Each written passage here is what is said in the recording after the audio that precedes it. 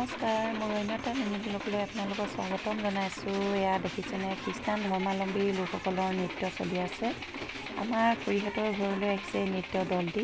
সন্ধিয়াই হ'ল, সেইবাবে মই ভালদৰে ভিডিঅ' কৰিব পৰা হোৱা নাই, হ'লেও অকণমান আপোনালোকৰ আগত শ্বেয়াৰ কৰোঁ বুলি ল'লোঁ।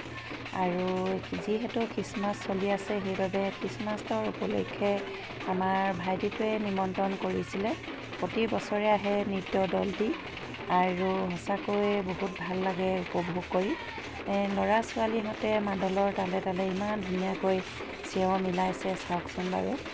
আৰু আমাৰ যিদৰে এই বিহুটি আমাৰ বাপতিসাহোন, ঠিক তেওঁলোকৰো এই নৃত্য বা এই উৎসৱ বাপতিসাহোন। আৰু সঁচাকৈ বহুত ভাল লগা এই নৃত্য। মোৰ এই ভিডিঅ'টি চাই আপোনালোকে কেনে পালে বাৰু জনাবচোন।